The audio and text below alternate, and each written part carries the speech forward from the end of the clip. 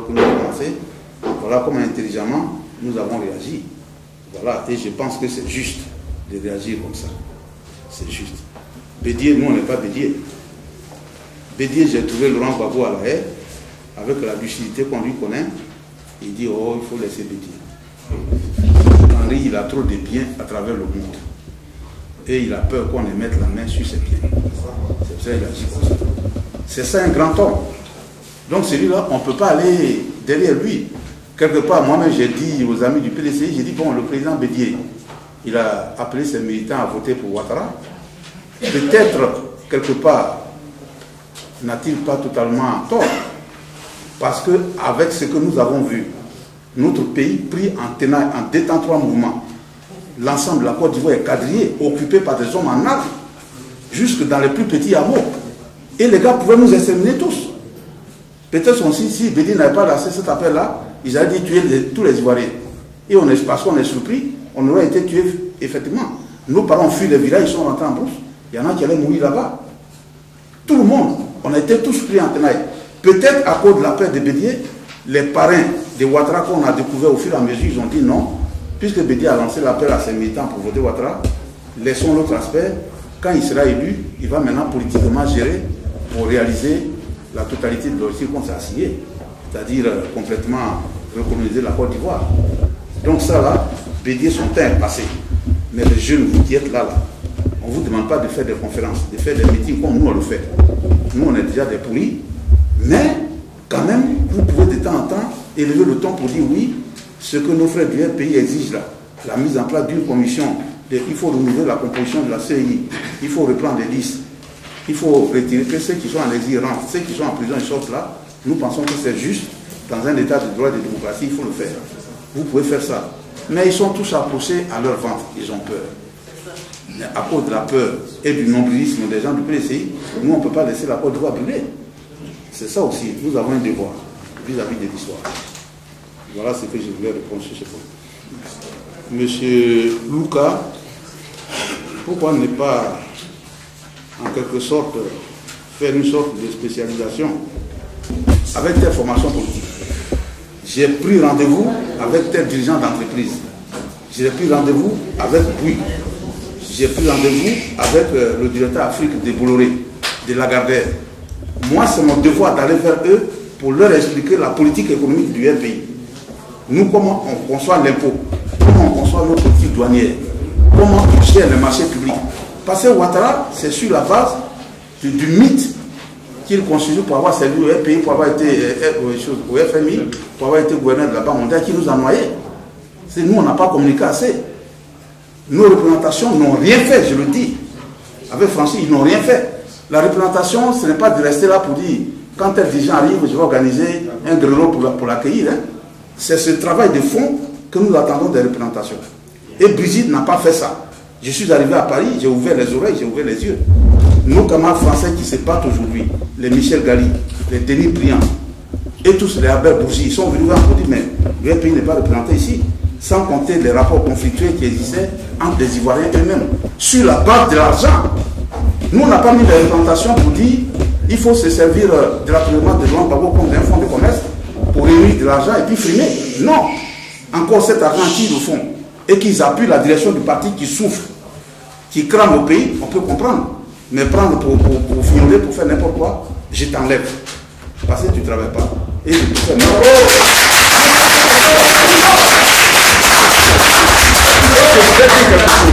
nous, on n'est pas là, on n'est pas d'une génération spontanée, hein. Miaka Oureto et bien d'autres. On n'est pas là d'une génération spontanée. Nous avons commencé la lutte ensemble, dans des conditions extrêmement difficiles. Et quand on lutte, on avance, on a un cursus. C'est sur la base de ça que je suis là. Et personne ne peut prétendre connaître Afin N'Guessan mieux que moi. Afin N'Guessan, sous la transition militaire, il a été ministre de l'Industrie et du Tourisme. J'étais son directeur de cabinet. Et pas n'importe quel directeur de cabinet, on se connaît. Il allait à la primature, lorsque Gbagbo a gagné, j'ai été son directeur de cabinet, avant d'aller à l'Assemblée pour être président de la Commission des affaires économiques et financières. Donc nous nous connaissons. Un représentant ne peut pas connaître Afin mieux que moi. Bravo. Quand on parle de chacun ses dégâts, c'est Afin qui a été élu, c'est lui que je me reconnais à Afin. C'est pas Afri qui est là, c'est moi qui suis là, qui lutte pour qu'Afri sorte de prison. C'est moi que vous devez reconnaître. C'est moi qui ne me reconnais pas, je t'enlève. Je t'enlève, je préfère mettre quelqu'un qui au moins, sur le plan légal et des tests, reconnaît que c'est son président qui arrive. Alors, on me fait de ces petits points-là, on me fait des machins ici. J'ai dit ça à Brigitte. Et celui qui a une attitude dans ce sens-là, je t'enlève tranquillement, parce que nous sommes tous des camarades, moi je vais avancer.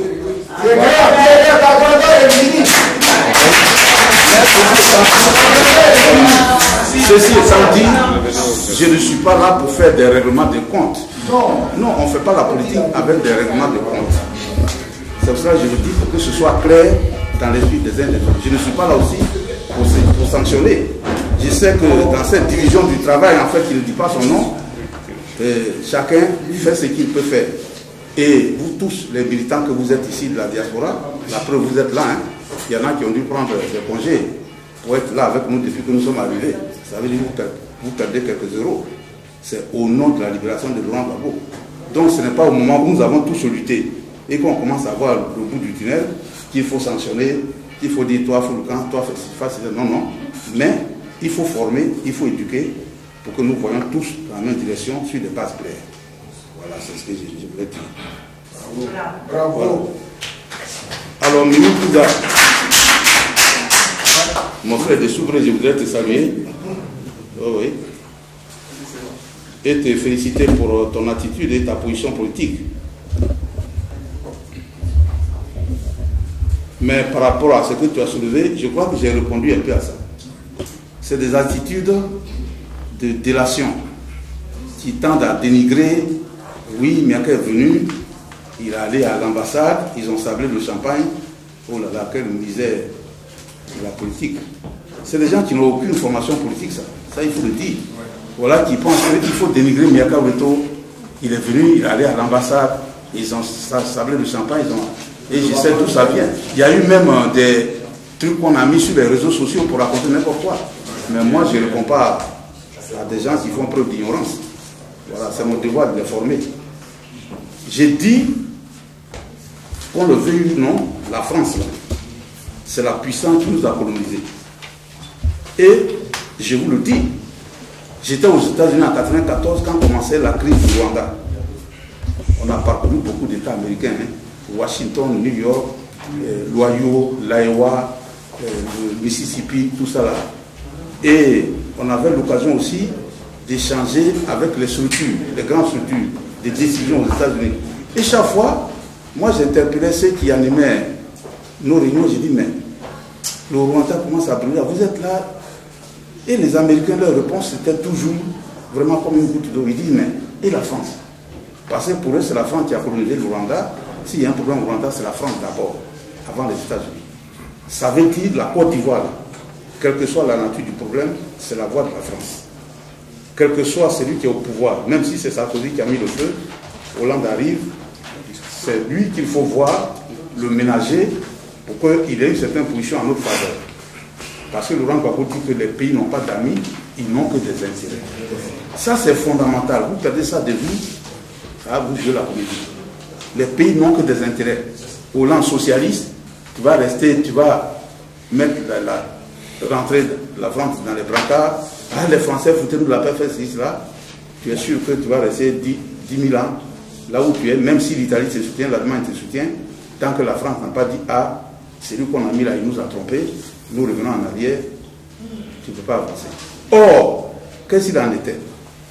Dans cette guerre de communication, effectivement, qui a eu lieu, parce que c'est à travers la communication que Ouattara nous a noyés, hein, on a noirci le pays Laurent Gbagbo. Laurent Gbagbo, c'est le tueur, c'est l'assassin qui est contre les étrangers. Et comme les gens ont l'impact de ce qui s'est passé après la Seconde Guerre mondiale avec les Juifs, la question du pogrom juif, ça a marqué les gens qu'on dise, oh, il est contre les étrangers, il est ceci, cela. Ils l'ont noirci. Et nous arrivons, on dit le RPI, c'est un parti non civilisé, violent. Et puis vous arrivez, une délégation du RPI, délégation officielle, effectivement, vous dites comme l'ambassadeur PDCI, il a dit à la DP, je ne vais pas le saluer. Mais quelle image! Alors que vous venez pour demander des audiences aux autorités françaises.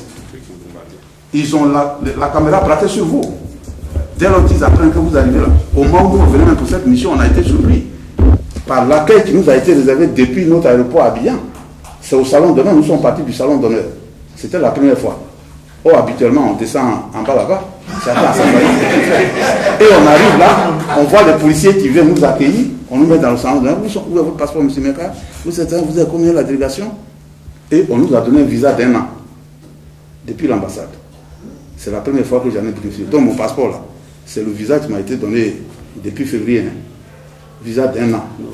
C'est-à-dire j'ai l'argent, je peux venir en France. Et je prends le train, je viens en Italie, je mange le spaghetto avec vous et puis je... C'est comme ça. Donc quand on donne des choses comme ça, il faut se poser des questions. Et moi je rends gloire à Dieu. Parce qu'au moment où on quittait l'aéroport pour venir pour cette mission, un journaliste est venu me poser une question comme ça. Je savais que c'était un piège. Vous allez en France pourquoi? J'ai dit mon pays brûle, je m'allais chercher la paix. Ça veut dire que j'ai déjà donné une image du pays qui est un parti qui est soucieux de la paix de Côte d'Ivoire, qui est soucieux du devenir de la Côte d'Ivoire, qui n'est pas là pour régler des comptes. C'est ça l'essentiel. Donc il fallait que je maintienne cette attitude-là. J'arrive en France, le territoire français c'est l'ambassade de Côte d'Ivoire. Je dois aller saluer mes compatriotes parce que j'ai montré jusque-là que je tiens beaucoup au respect des lois de chez moi et je tiens à la vie de mes compatriotes. Donc que celui qui est à la tête de l'ambassade soit du RDA ou du PDC, peu importe, il représente la Côte d'Ivoire. C'est à lui que je m'adressais d'abord pour dire je suis arrivé pour telle mission. Parce qu'il va arriver quelque chose, c'est l'ambassadeur qu'on va appeler d'abord. Mais il paraît qu'il y a un Ivoirien qui est venu ici, il dit mais moi je ne suis pas au courant. En plus c'est un responsable du RPI, je ne suis pas au courant. Je réponds comment? Zéro. Donc c'était la première image qu'il fallait montrer aux autorités françaises. Et j'avoue que sur la base de ça, toutes les portes nous ont été ouvertes. On arrivait à l'Élysée, on nous a accueillis comme des pachas. On allait au Quai d'Orsay, ça a été pareil. Les services officiels français nous ont accueillis les bras ouverts. Parce que nous avons montré une attitude positive. Et je vous confie qu'aujourd'hui, Maître Altit, qui est le chef des avocats de Gbagbo, nous a félicité pour ça. Il a dit, ah président, vous avez eu une attitude positive et vous avez imprimé à votre parti une ligne telle que ça m'a facilité le travail. Tout ce que j'ai fait, si vous avez eu une attitude de barbares, de violents, qui sont mécontents parce qu'on a arrêté Gbagbo, et que vous mettez à tout brûler en Côte d'Ivoire, ah, Gbagbo peut-être il allait mourir à la haine. Mais votre attitude m'y a aidé, de sorte que nous avons inversé les choses. Gbagbo qu'on présentait comme le louba, le violent, de par l'attitude de son parti, c'est Ouattara aujourd'hui qu'on considère comme celui qui a mis le feu à la Côte d'Ivoire. Ce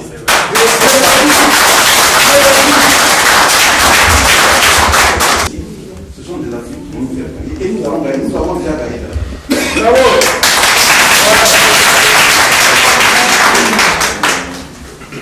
Donc François Hollande, quand il a dit à Gbagbo, oh, il est infréquentable, oh ce petit quoi que là on l'a réglé, quand je suis venu en tant que secrétaire général du RPI, je suis venu au congrès du Mans. Je ne sais pas quel est un congrès du Parti Socialiste c'était, Hollande était encore secrétaire général. Bon, de côté, on s'est vu les Emmanueli, j'ai préparé une communication dense. Je voulais moi-même monter sur le podium pour le lire. Mais à cette époque-là, c'est l'autre à qui ils ont choisi pour lire au nom de la piste, il était président du DS Afrique, mon ami Tanor Dieng de Dakar. Mais j'ai quand même donné le papier, et Hollande, on s'est vu dans le couloir, il dit alors, vous êtes venu? J'ai dit oui. Nous, on est venu vous soutenir parce que nous sommes tous membres de l'international socialiste. Que vous ayez dit de Gbagbo qu'il est infréquentable, ça n'engage que vous seul. Ce n'est pas vous qui avez élu Laurent Gbagbo, c'est le peuple de Côte d'Ivoire. Et c'est vis-à-vis du peuple qu'il a des responsabilités à assumer, et non vis-à-vis de la France. Gbagbo est infréquentable pour vous, mais il est fréquentable pour les Ivoiriens. Nous, on avance. Il a dit non, de toute façon, vous êtes venu maintenant, c'est fini ça. Et puis il s'est dit ça. Donc ça c'est loin derrière nous. J'ai posé des questions à mandat légal, on était là, à l'Élysée. J'ai dit, ben, peut-être Laurent Gbagbo a fait des erreurs, c'est possible. Nul n'est parfait. Mais nous, on se pose des questions. Qu'a-t-il fait pour qu'il soit en difficulté et que vous, qui êtes des camarades, vous puissiez rester si silencieux? Qu'a-t-il fait? Les langues se délient. Et puis, je vous accuse de trahison. Elle dit comment? J'ai dit oui, oui. Hollande sera, je lui aurais dit ça en face, hein, que vous nous avez trahis. Parce que autant que nous sommes ici, nous avons fait nos formations en France. On ne connaissait pas libéralisme, socialisme, tout ça, dans nos forêts en Afrique. On avance. C'est avec vous qu'on a appris ça. C'est vous qui nous avez dit que quand on dit la gauche, voilà les valeurs que nous défendons. Quand on dit la droite, voilà les valeurs que la droite défend. La gauche, je pense qu'au centre des préoccupations, c'est l'homme, c'est l'humanisme. Et aujourd'hui, vous prenez un dictateur, un terroriste, vous le mettez à la tête de la Côte d'Ivoire, qui fait du mal à Laurent Gbagbo, avec tout ce qu'il a fait comme sacrifice. Parce que nous sommes tous des frères, des créatures humaines, et puis vous êtes là, vous nous faites l'insulte de venir à la fête du cinquantenaire de l'international libéral, avec Ouattara. Qu'est-ce que vous faites de l'international socialiste alors? Vous nous avez trahi de ce point de vue-là. Mais elle était là comme ça, Madame Légal. Elle était assommée. Elle dit, oui, président, ça on le sait, mais vous, qu'est-ce que vous dites maintenant? J'ai dit, nous, on est la seule alternative crédible. Vous avez mis Laurent Gbagbo en prison, mais sans lui payer Laurent Gbagbo, la Côte d'Ivoire ne peut pas retrouver la paix. Et sachez que la pire des dictatures, quand le peuple se soulève, elle ne peut rien. Hein. Le cas de la Roumanie est là. Nous l'avons tous vécu. Nous, on est là, on sert de digue. On essaie de contenir le peuple de Côte d'Ivoire face à la dictature que vous avez installée. Mais lorsque ce peuple-là va se mettre en ébullition, c'est tous vos intérêts qui seront noyés. Donc vous avez intérêt maintenant à agir, à vous réveiller. Bon, on a compris. Parce que Hollande, il est là, mais il est pris dans les griffes des multinationales. Et il est parvenu au pouvoir dans un contexte extrêmement difficile. Vous le voyez en même temps que nous. Le chômage des jeunes, ça grimpe tout le temps. Le terrorisme par-ci, par-là, ça n'est pas facile. Quand c'est comme ça, il faut passer par d'autres moyens pour aider ses frères à nous aider. C'est pour ça que nous sommes en train de travailler. Lorsqu'on voit le PD, lorsque hier nous avons travaillé avec les Russes à travers l'ambassade de Russie, c'est ça. Parce qu'ils sont tous membres du conseil, membres permanents du conseil de sécurité. C'est eux, quand ils vont voir la France par l'huissier, ils vont dire non, l'huissier, nous on a tous suivi. Ce n'est pas une affaire des intérêts de la France. C'est nous tous nos intérêts. Gbagbo est blanc, il faut qu'on le mette en liberté. C'est ce que Hollande attend. Il attend que nous le soutenions. Lorsqu'il y a eu le problème du Mali, on a fait une déclaration pour dire qu'on félicitait la France. Ça donnait lieu à un débat. Hein. Ah non, le terrorisme, c'est ça. J'ai dit, mais le terrorisme aujourd'hui, quel que soit le pays qui vous soutient, si vous soutenez le terrorisme, ils vont vous lâcher. Hein. Donc, nous, on n'a aucun rapport avec Ansar Dine Al-Qaïda. On doit soutenir la France parce qu'elle intervient pour sauver les libertés. Et nous sommes un parti qui lutte pour les libertés. La France nous a remerciés pour ça. Que la position de l'UE est lucide et nous la saluons. C'est ça la politique. Bon, quelqu'un a dit, un artiste qui est français et motivé aujourd'hui pour défendre le dossier de Gbagbo, c'est en fonction de tout ce que nous faisons et de tout ce que nous lui disons, des encouragements que nous faisons quand nous en avons l'occasion. Si on commence à tirer à tout moment sur son pays d'origine, écoutez, c'est un avocat, c'est vrai, il est honnête, il va avancer, mais à un moment donné, il va dire, c'est la main que c'est quoi. C'est pas comme ça, il faut encourager quelqu'un. Même si on a mal agi, il faut quand même me donner les moyens de pouvoir avancer. Aujourd'hui, le bilan, il est plus que positif. Mon frère Bernard Oudin, il va vous donner des détails, mais c'est plus que positif. Pour nous, Laurent Gbagbo, là, il est libéré. On est aujourd'hui à un niveau où les gens ils cherchent des arrangements. Parce qu'ils ne peuvent pas se dédier comme ça de manière ouverte. Donc on cherche des habillages. Comment il faut faire pour sauver notre visage? Parce que ce monstre qu'on nous a mis là, il nous fait honte. Il ne respecte rien comme droit de l'homme, il tue les gens. Mais Gbagbo, on a eu tort. Nous, on leur a dit, mais vous avez tort. Gbagbo, c'est parce qu'il aime les intérêts occidentaux qu'il est là. Il aurait pu faire comme la Russie, hein, et comme la Syrie. La Syrie a donné tous les secteurs importants à la Russie et à la Chine. Et puis ils sont défendus aujourd'hui, leur régime est sauvé. On aurait pu faire ça. Mais c'est parce qu'il est beaucoup attaché à la France.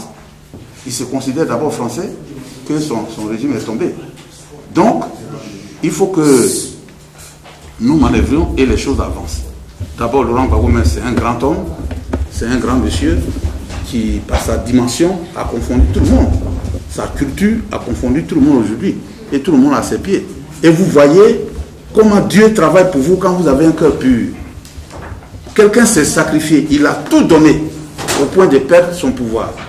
Et je l'ai dit aux Blancs, je le dis au pays, j'ai dit non, on ne peut pas être aussi pervers que ça. L'homme grâce à qui tu es devenu président de la République, Gbagbo a piétiné tous les principes pour dire j'appelle l'article 48 de la Constitution pour que Alassane soit candidat. Le PDCI était comme ça. Et aujourd'hui, je vous l'avoue, le PDCI dit ah oui, notre monstre qu'on a isolé, Mais Bédier, toi, tu lui as collé un mandat d'arrêt, ça n'a pas empêché de faire un coup d'État pour te faire partie. Donc, c'est pas ça qui pourrait calmer le feu. Gbagbo a demandé en béquille, aide-moi à appliquer l'article 48 pour que ce Ouattara-là, il soit candidat. J'ai discuté à l'époque avec l'ambassadeur du Japon. J'ai dit, mais Excellence, comment vous pouvez nous aider? Il dit, oui, mais on peut vous aider. Ben, laissez à la fin, il va être candidat. Parce qu'à cause d'un seul individu, la sous-région va brûler. S'il n'est pas candidat, il va avoir le feu. Il faut qu'il soit candidat. C'est par rapport à ça. Et puis tu es candidat, tu es devenu président. Il a fait voter la loi sur la rente viagère à l'Assemblée.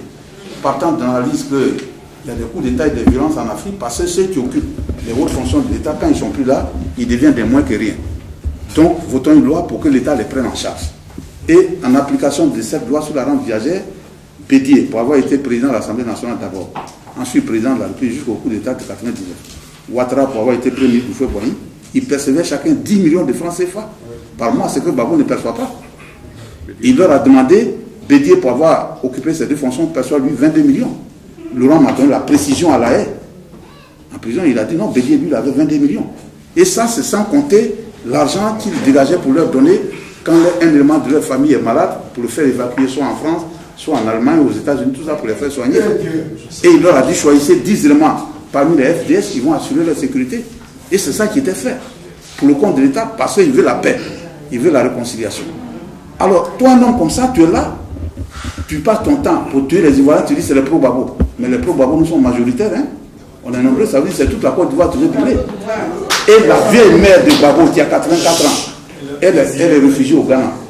Même s'il faut rendre hommage aux autorités ghanéennes qui lui accordent gîte et couvert, mais quand même, ça doit te choquer si tu es un homme. Et ça te dit rien. Son fils, il a Bouna. Les journalistes, pour te piquer dans ton orgueil, on dit il est mordu par un scorpion. Il est ceci, cela, pour que tu puisses dire ah mais qu'est-ce que mon fils il a fait? Je l'enlève de prison. Non, ça te dit rien. Sa femme, elle est isolée à Odiéné. Une femme, le cœur d'une femme pour son mari. Quand même, si elle fait un songe, elle dit ah, mon Laurent est mort, ça je suis sûr. Elle ne mange pas. Et Simon est là-bas. Tout ça, ça lui dit rien. C'est un monstre. C'est un monstre. Ça, ce n'est pas de la perversité, mais c'est un monstre. Voilà des tableaux face auxquels il est vraiment difficile de fléchir face à ce pouvoir. Et jamais nous n'allons accepter de nous laisser compromettre par ce pouvoir-là. Ce sera quand on voit nos camarades, nos débutés, ils racontent n'importe quoi. Oui, il y a quelqu'un qui s'est permis ces derniers temps, on me l'a rapporté. Oui, Miaka serait l'espion du RDR au sein du RDI. J'ai dit, oh, si le RDA a eu un espion comme moi, ben, ils n'ont qu'à applaudir. C'est un gros poisson qu'ils auront choisi. Merci à cela. Non, arrêtons quand même de plaisanter parce que la situation est très grave.